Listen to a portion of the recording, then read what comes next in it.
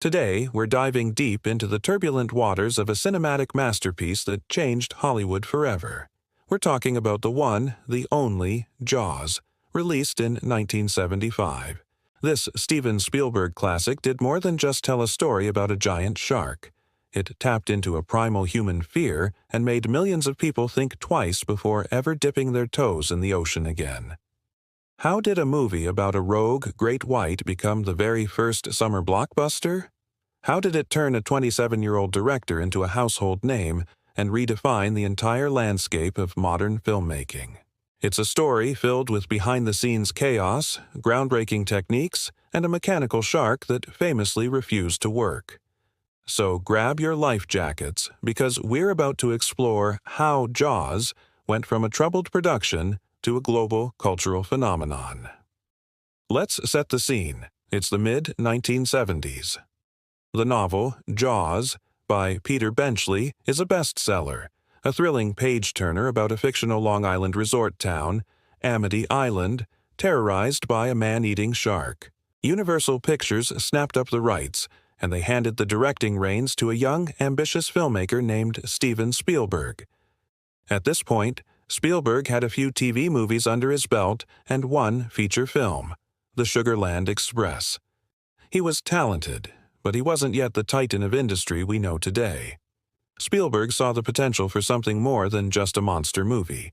He envisioned a suspense thriller, a character-driven story about three very different men forced to unite against a common, seemingly unstoppable enemy. He famously told the producers, "I want to do the film if I can change the last 2/3 of the book." He wanted to get off the land and onto the water, to put the audience right there in the boat with the hunters. This decision would prove to be both brilliant and nearly disastrous. The casting was pitch perfect. Roy Scheider as the everyman police chief, Martin Brody, a man who is literally afraid of the water and has to confront his greatest fear to protect his family and town. Richard Dreyfuss as the sharp, wisecracking oceanographer Matt Hooper, representing science and reason. And then there's the unforgettable Robert Shaw as Quint, the grizzled, obsessive shark hunter, a man seemingly born from sea salt and folklore. The chemistry between these three actors is the beating heart of the film. Their clashes, their camaraderie, their shared vulnerability, it's what makes us care. But let's talk about the real star of the show, or rather, the star that was supposed to be. The mechanical shark, affectionately nicknamed Bruce after Spielberg's lawyer, there were actually 3 of them, and they were a production nightmare. Filming on the actual Atlantic Ocean off Martha's Vineyard was a logistical mess. The saltwater corroded the shark's electronics, the hydraulics failed constantly, and the multi-million-dollar prop would frequently sink. The planned 55-day shoot ballooned to a grueling 159 days. The crew was exhausted, the budget doubled, and everyone thought the film was going to be a colossal failure. But here's where the magic happened. This is a classic case of creative genius born from limitation. Since Spielberg couldn't reliably show the shark, he was forced to suggest it. And that decision is what makes Jaws so terrifying. Instead of a monster, we get a fin. We get the ominous sight of yellow barrels being pulled underwater by an unseen force. We get that iconic 2-note theme from composer John Williams, "Duh, done, duh, done." A simple, primal score that signals impending doom far more effectively than any visual effect could. Think about the opening scene. We never see the shark. We only see its perspective, moving through the water towards its first victim. We experience the attack through her terror, her screams, and the horrifying silence that follows. By withholding the shark, Spielberg plays on our imagination, and what we imagine is always far scarier than what we can see. When we finally do get a full reveal of Bruce, more than halfway through the film, it's in that legendary "you're gonna need a bigger boat" scene. The impact is staggering precisely because we've waited so long for it. The film's structure is a masterclass in building tension. The first half is a slow-burn thriller on land.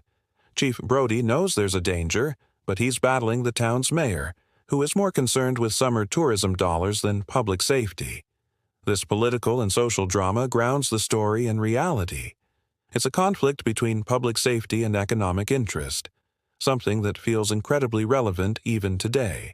Once the hunt begins, the movie transforms into a high-seas adventure, a modern-day Moby Dick. It becomes a story of man versus nature, with our three heroes isolated on Quint's boat, the Orca. The claustrophobia of that small vessel, surrounded by the vast, unforgiving ocean, is palpable. The famous Indianapolis speech, delivered with haunting perfection by Robert Shaw, is a chilling monologue that elevates the film from a simple creature feature to something profound. It is a ghost story told in the dead of night that explains Quint's obsession and contextualizes the true horror of what they're facing. When Jaws was finally released in the summer of 1975, its success was unprecedented. It wasn't just a hit, it was a phenomenon. People lined up around the block. It shattered box office records, becoming the highest-grossing film of all time until Star Wars came along 2 years later. It single-handedly created the concept of the summer blockbuster, a high-concept, heavily marketed film released during the summer months to a massive audience. Studios realized the immense financial potential of this model, and the industry has followed that blueprint ever since. The cultural impact was just as massive. Shark phobia swept the nation. Beach attendance dropped. People were genuinely terrified of the ocean. Jaws embedded itself into our collective psyche. The poster, the music, the quotes, "Smile, you son of a..." They are all part of our shared cultural language now. So, why does Jaws still hold up nearly 50 years later? It's because it's not really about a shark. It's about our fears. Fear of the unknown, fear of nature's power, fear of authority failing us. It's a perfectly crafted suspense machine built on brilliant characters, a legendary score, and the happy accident of a malfunctioning shark.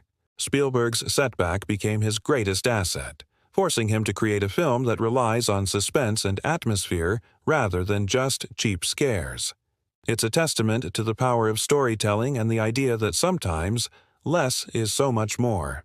It's a movie that proved that a story about a big fish could be a work of art, a thrilling adventure, and a terrifying horror film all at once. It's a true classic that feels as fresh and frightening today as it did in 1975.